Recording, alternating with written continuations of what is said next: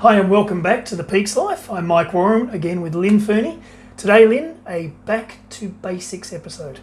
And the reason being is we have a lot of people, we love keto as we all know, but we have a lot of people with really strong opinions and thoughts on the different types of keto, which one is best for certain types of ailments. So we thought we'd walk through the top 5 different ways to do keto and get your thoughts on which type of method you'd apply when choosing the right keto for you.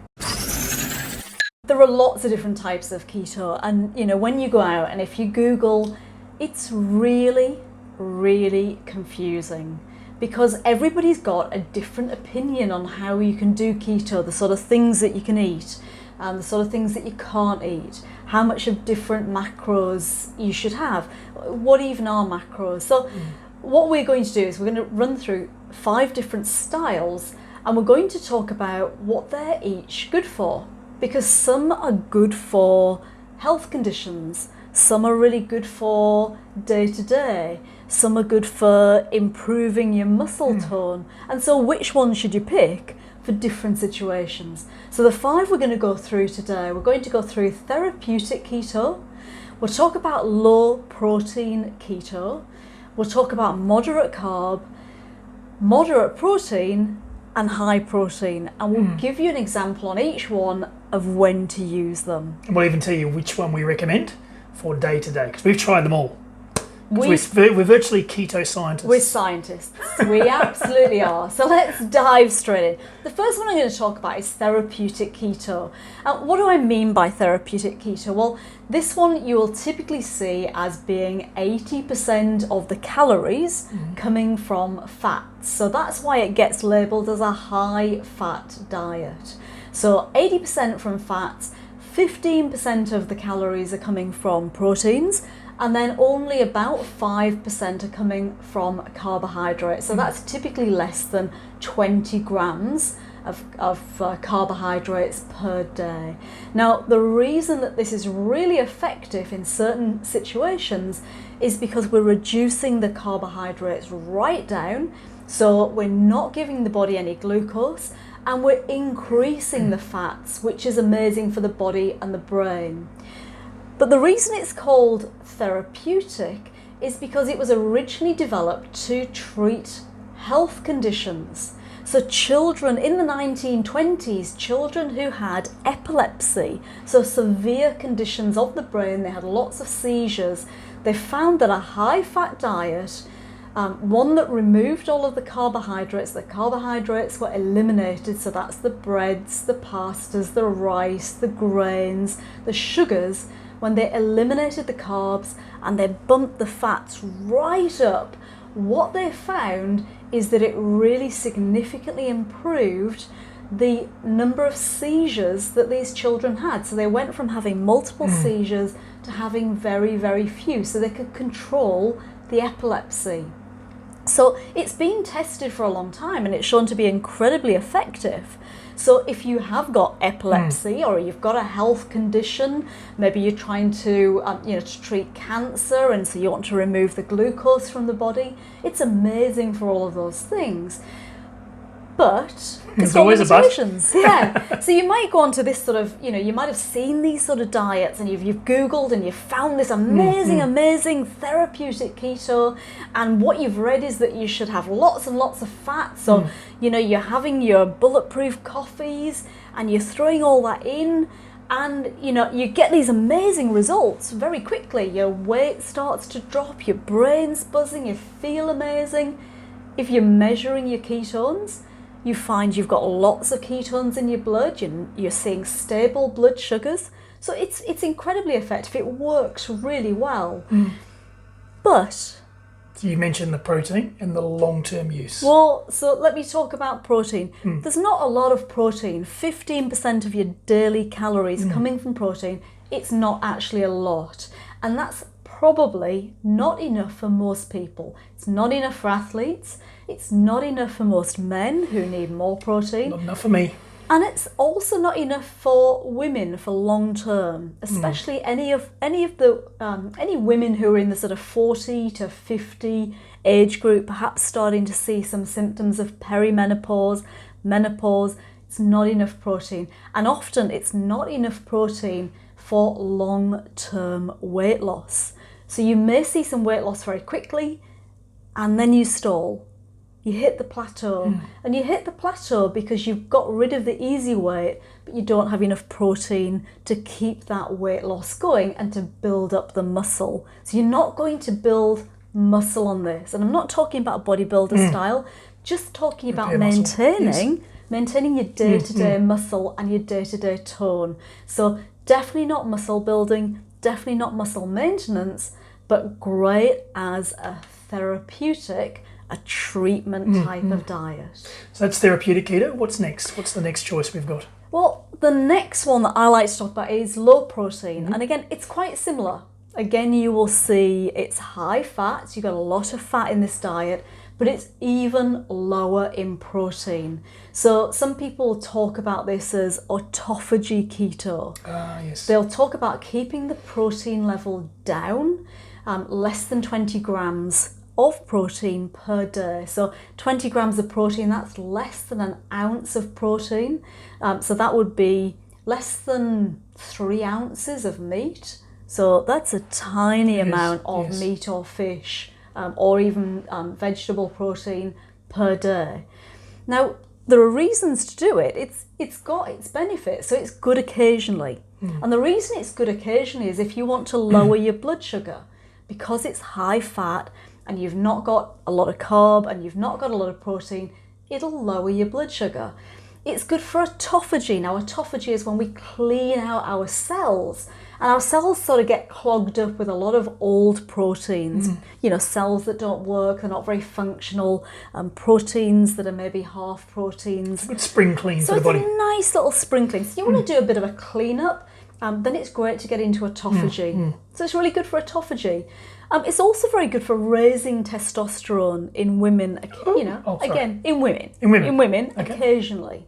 So if you want to just boost your testosterone, you might go low protein every now and then to get a bit of a boost. But There's always a but. There's a big but on this one. This is not a long-term sustainable form of keto. And the reason is that there's just not enough protein in there for anybody, man, woman, you know, child, whatever, because you're simply going to start wasting away. And whilst autophagy is really, really good, and you know, we love autophagy, but you don't want to be doing autophagy every day, because just think about it like this. Imagine you've got something that you polish, right? And you've got maybe a piece of silver and it gets tarnished.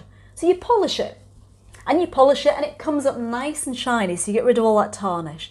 Well, that's what autophagy does. So you polish your silver, it comes up shiny. You've had a bit of autophagy. Yes. But if you keep polishing, especially if it was a silver-plated piece of metal, and you polish it, and you polish it, and you polish it, you wear it away. Yes.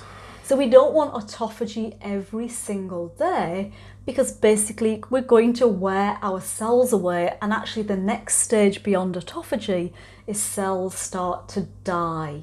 So we call that apoptosis and cell death. So obviously if you start to do too much autophagy, you're going to really impact your cells in a big way, and it gets to a point where it's not even recoverable. So this one is amazing for anti-aging.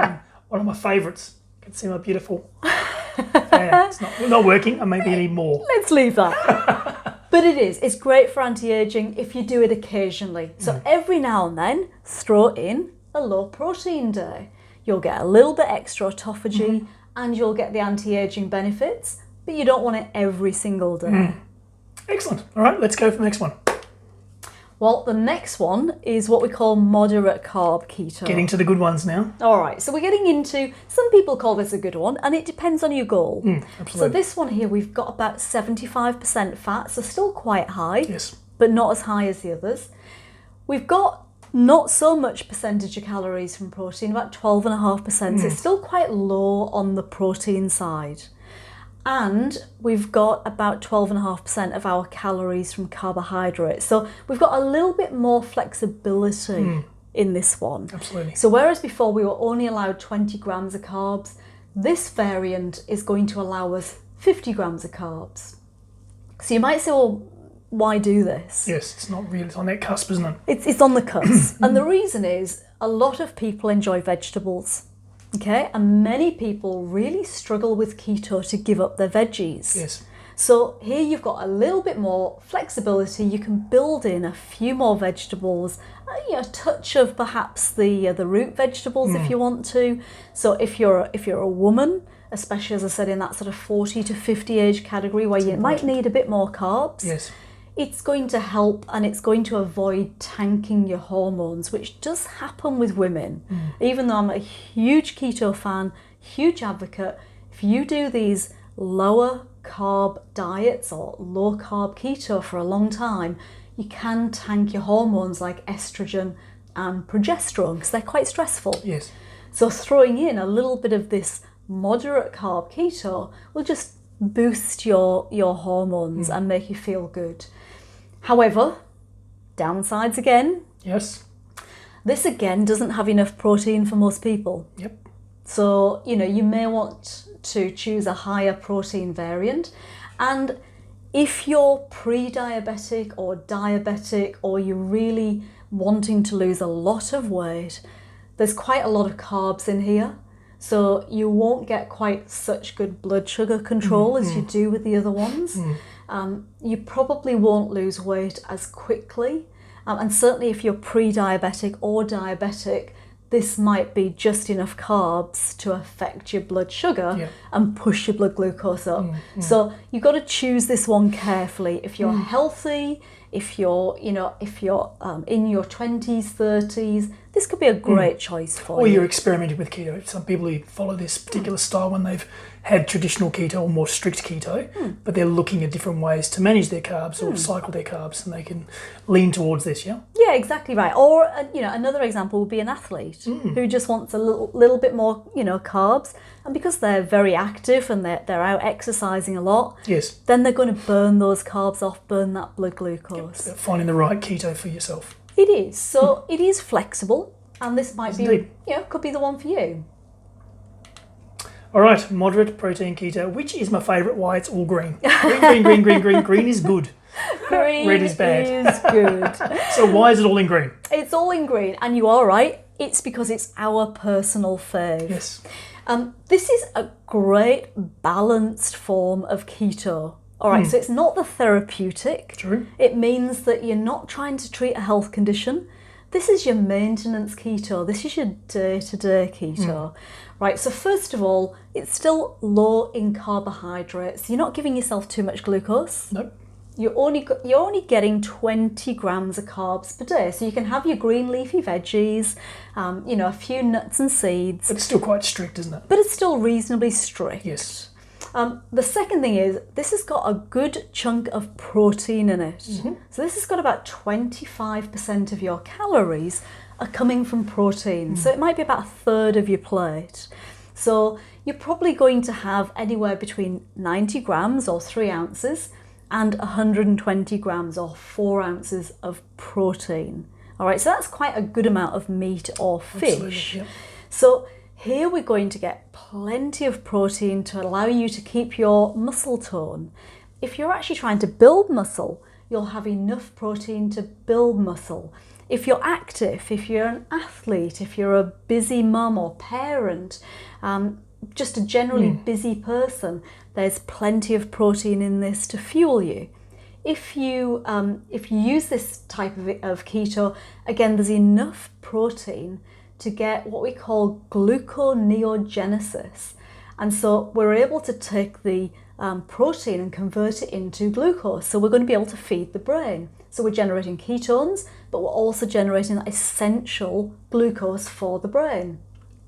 This really stimulates mTOR. So again, mTOR is how we build and grow muscle, and that's super, super important. As we age, it's harder and harder for us to retain our muscle and to build muscle. So again, as you age, you need more protein. And if you're trying to lose weight, Perfect. It's perfect because it's going to make you feel satisfied, you're going to enjoy your food, It's allowing you to maintain and build muscle while you lose fats. And safe long term. It's a sustainable mix. Very sustainable. Yep. So if you look at the profile of meat and you look at the profile of what our ancestors would have eaten day to day, they didn't get a lot of carbohydrates. Every now and then they'd find them and they'd gorge themselves. But on a day-to-day basis, when they came across an animal and they ate the animal nose to tail, then you'd probably find about this sort of ratio in the animal foods that they ate. 75% fats that came from the animal fat, about 25% protein, which came from the lean and fatty proteins, and 5% carbs, which would have come from the liver, actually, when they ate the liver. So this is a very natural profile, and it doesn't require you to add in lots and lots of fats. Yes. So here you're not going to be having, 2 or 3 bulletproof coffees a day. Shame. You don't need them. You show me where caveman was running around with a stick of butter and his blender. It didn't happen, right? So we didn't see them adding lots of fats to their meals. So this is a really natural, sustainable, and it's what we like to call your day-to-day keto. You can do this every day for the rest of your life, with a few caveats. Absolutely. I've been doing this for probably about 8 months now. Yeah, perfect. Day to day. Perfect for men. Yes. Men can do this every day without breaks. Yes. Women, quick public service announcement for women. PSA. If you are a woman and you're doing this sort of keto, it'll be fabulous for day to day, but just to relax the stress on your body, you remove a bit of that cortisol that builds up when you do a lot of keto, and especially if you do a lot of fasting, boost your hormones. It's worth throwing in a couple of carb days just to boost those calming hormones like progesterone. Otherwise you get angry and upset. No, we don't get angry. No, you don't get No. Sorry, my mistake. You never get angry. All right. Last one. Moving on, the last one. Now, this is technically not keto. No, it's just in there because you felt it needed to be shared. Well, I liked the number 5 rather than 4. Yes, good. So tell us about it and who would it apply to? Right, so this is really not a form of keto because you won't get into ketosis with this particular eating style. This you might use for your feasting days. Feasting day, love the feasting day. Feasting day. So let's just say you are doing one of those therapeutic or low protein or even the moderate carb keto. Yes. Right? Where the protein levels are below 50 grams a day. Right. Where I said on all those previous slides, there's not enough protein there. This is what you do. So what do? You throw in a protein building day. Absolutely. Right. So if you don't like meat that much, or you're a bit scared about having too much protein, especially women get a bit scared about this. Yes. And they're doing lots of the anti-aging stuff. But you really need to be able to keep your muscle mass, and you need to be able to keep the structure intact, and to make sure you get the long-term benefit. Yep. Throw yourself in a feast day once a week or once a fortnight, and it could look like this. About 60% is still fat. So you've got lots of healthy fats. 35% is going to be proteins. That's a much higher amount. Yes. And you're keeping your carbohydrates low at 5%. Yep. So now we've got a day where we're going to build the muscle. It's good for the occasional feasting, but like I said, it's probably not your day-to-day, even though perhaps on a carnivore diet this is what you might do. But if you're doing this sort of profile every single day, it's constantly activating what we call mTOR, which is basically how we're building muscle. It's all about muscle growth. We want that occasionally, but if you have it every single day, it will age you. And that's why you see a lot about high protein diets being aging. It's also why you see, for example, bodybuilders. What happens to bodybuilders when they do high protein diets? They get old quick. They get old quick and they die young. They do die young. They die young. Yes, they do. There's a lot of bodybuilders who die in their 40s. They have heart conditions. And yes, it may come from steroid use as well, but essentially it's because they're having very high protein, low fat diets. So this is wonderful. Throw one in every now and then. Have a feast. Have a feast. So you might have a carb feast, you might have a protein feast, but let yourself go, enjoy a few steaks, and do that every now and then. Mix things up again. Give your body a bit of a change. All right, let's summarise. So let's go through which of the 5 you'd apply and how, in summary, how people would choose which one's the best one for them. Yeah, so the quick way to look at it is like this. So if you've got a health condition, then the therapeutic keto, that first one, lots of fat, very little carbohydrate and just a touch of protein, that's great for health conditions. All right, cancer, epilepsy, mental problems, even depression, lots of those conditions will respond really well and really quickly. Autophagy, so you want the anti-aging benefit, have a low protein day. If you're a vegetarian, you might want to go with the moderate carb variety because it'll allow you to build in more of your vegetarian protein sources. Right. And you've got that flexibility because it can be really hard if you're vegetarian or vegan To do full keto. to do keto. So this might be a way that you can get into ketosis but still maintain your vegan vegetarian diet. If you want weight loss, then we would recommend that moderate protein keto because it's going to give you enough protein for weight loss and it's sustainable. You won't get the stalls that you'll get on the other versions. Absolutely. And then for most people, for day to day, moderate protein keto is amazing. It will give you all the brain and body benefits that you want and you can do it every single day. Excellent. It's a great summary. So essentially it's about choosing the right keto choice, but also not getting locked into just one and doing it forever, isn't it? Being aware that at times you may need to break out of that particular style of keto and experiment depending on your requirements. Yeah, that's exactly right. A lot of people fall into the trap. They find something that works. Yes. So they may go for that, the low protein or the therapeutic keto, and they do it for a few months and it works. They get great results and they go, that's it for life. And then it stalls and they get confused because this thing that's worked really, really well suddenly doesn't work anymore. And that's, why doesn't it work? Yes. It always did work. Or perhaps, as I said, you're a woman and all of a sudden you find you're getting irritable, you're getting mood swings, your cycles have become irregular. You might have tanked your hormones with it, so you need to throw in a feast day. So there can be lots of reasons why it doesn't work to do this every single day. So we would suggest pick the moderate protein keto for day to day. Yeah, that's perfect. There's enough flexibility in there for different foods. Absolutely. Every now and then, throw in a low protein day. Throw in a fasting day for autophagy. Excellent. And throw in one of those high protein days. The feast days. A feast day. Woo-hoo. So you're gonna get a bit of everything. It's variety, isn't it? It keeps things interesting rather than doing the same thing every day. Not only is it boring for your body and your body needs stimulus, it's also quite exciting to have a feast day or a fast day or a bit of a change of pattern to look forward to when you're planning for keto. Exactly right. So don't fear other styles. There isn't, there's not just one size fits all. No. Experiment with them. And then if you reach a point where what you're doing isn't working, change it up. Absolutely. Have a balanced profile, but change it up every now and then and just enjoy the foods. So some great tips, and we started today talking about lots of people's opinion on keto. So this has just been a really nice little summary. It is about mixing it up, getting something that's balanced and works for you. But if you have questions, you can feel free to ask us any questions, send through some comments. We're happy to give you some advice on what you think is the best direction to take.